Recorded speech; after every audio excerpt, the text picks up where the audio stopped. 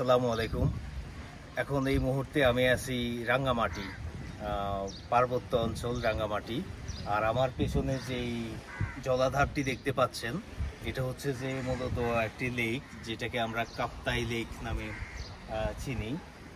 লেকটি অতীতে ছিল না, 1962 সালের আগে লেকটি এখানে ছিল না। কিন্তু যখন আমরা জানি যে ঐতিহ্যবাহী কাপ্তাই যে জলবিদ্যুৎ কেন্দ্রটি স্থাপন যখন করা হয়, তখন বাঁধ দেয়া হয়।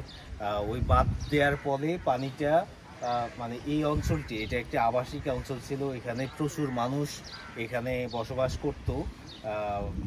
এবং উপরের অঞ্চলটিকে দেখো, এইদিকে এই যে উপরে এখন যে অঞ্চলটি, এটি ছিল পাহাড়ি অঞ্চল। ওই পাহাড়ি অঞ্চলে কোনো মানুষজন ছিল না, মানুষজন ছিল মূলত ওই যে পানি যে অংশটুকু দেখা যাচ্ছে, লেকের যে অংশটুকু, ওইটা ছিল যে মানুষের বসবাস যোগ্য এলাকায়। আর এরপরে একটা অংশ আছে, যেটা কর্ণফুলী নদী প্রবাহিত হয়েছিল। তো যখন কাপ্তাই জলবিদ্যুৎ কেন্দ্র প্রতিস্থাপিত হয় 1962 সালে, তখন পানি ওভারফ্লো হয়ে এই অঞ্চলটি প্লাবিত হয়ে যায়। তখন মানুষজনকে আগে অবশ্য পূর্ব সতর্কতা প্রদান করা হয় যে এখানে প্লাবিত হবে, এবং তারা যে পাহাড়ি উঁচু অঞ্চল ওইখানে মানে মুভ করে চলে যায় ওই যে ওই অঞ্চলগুলোতে। এবং তাদেরকে একটা নির্দিষ্ট ক্ষতিপূরণ দেওয়া হয় এবং বিভিন্ন দাবি দেওয়া তাদের মেনে নেওয়া হয়। আর এখনো মানে 1962 সাল থেকে এখন পর্যন্ত এই যে অঞ্চলটি, এটা এখনো পানি জলাধার হিসেবেই আছে।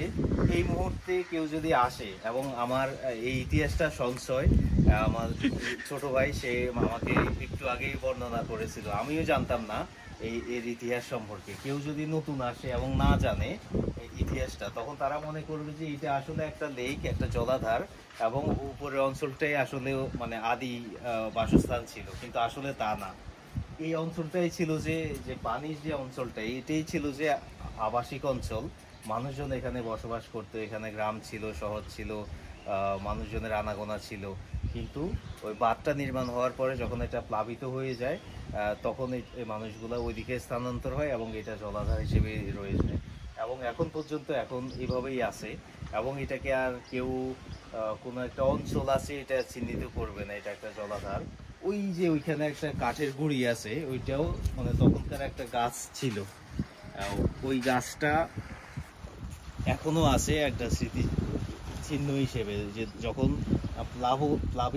প্লাবন হয় তখনকার সময় ওই গাছটা ছিল। তারপর একটা রাজবাড়ি ছিল সম্ভবত ওইখানে, তাই না? মানে ওই এরিয়াতে একটা রাজবাড়ি ছিল। এরপর এখানে অদূরে আমরা একটু পরেই যাব, যে রাঙ্গামাটি যে ঝুলন্ত ব্রিজ, এটা অনেক ফেমাস একটা ব্রিজ, ঠিক ওই জায়গাটা আমরা একটু পরে এখান থেকে ওইদিকে যাব। তো এর আদলে একটা ছোট ঝুলন্ত ব্রিজ এখানে করা হয়েছে, কারণ এটা একটা পার্ক এরিয়া, মানে এটা পলওয়েল পার্ক নামে পরিচিত। আর এখানে একটা ঝুলন্ত ব্রিজ দেয়া আছে, এটাকে আমি নাম দিয়েছি যে পরিবারের ঝুলন্ত ব্রিজ। যাই হোক, এবং এই অঞ্চলটা খুবই সুন্দর, মানে ঠান্ডা করে হাওয়া আসতেছে, এদিকে পার্ক, এবং এই রাঙ্গামাটি অঞ্চলটা এবং খুবই পরিচ্ছন্ন একটা অঞ্চল, খুবই ছিমছাম একটা অঞ্চল। আমার খুবই ভালো লাগতেছে। আজকে প্রথম দিন আসছি, সঞ্চয় আমার ছোট ভাই, বন্ধু, আমরা একসাথে আছি। সঞ্চয়, তুমি কিছু বলো। না, আমার কিছু বলার নাই ভাইয়া, আপনার সাথে অনেক বছর পরে দেখা হচ্ছে, আমার কাছে এটা সবচেয়ে বেশি ভালো লাগতেছে। আমরা ঢাকাতে একসাথে থাকছি, একই জায়গায় থাকছি, একই প্লেটে ভাত খাইছি বলা চলে। তো আমরা একই ভার্সিটিতে লেখাপড়াও করছি। তো যাই হোক ফারুক ভাই, আপনার সাথে আমার প্রায় 17-18 বছর পরে দেখা, তো খুব ভালো লাগতেছে, এটাই আর কি, আর কিছু বলার নাই। আচ্ছা, অসংখ্য ধন্যবাদ তোমাকে সঞ্চয়, আমাকে সময় দেওয়ার জন্য, এবং খুব ভালো লাগতেছে আমারও অনেকদিন পর তোমার সাথে দেখা হয়ে। তো আমরা ঘুরবো, মানে যে 1-2 দিন আসি এখানে অবশ্যই। আল্লাহ হাফেজ।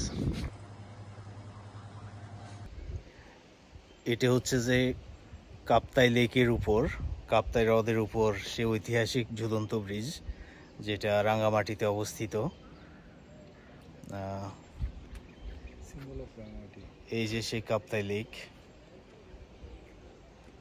কি সিম্বল অফ রাঙামাটি। হ্যাঁ, symbol of Rangamati, symbol of বাংলাদেশও বলা চলে, মানে এই ব্রিজটা আসলে বাংলাদেশকেও রিপ্রেজেন্ট করে, কারণ বহু পুরনো একটা ব্রিজ।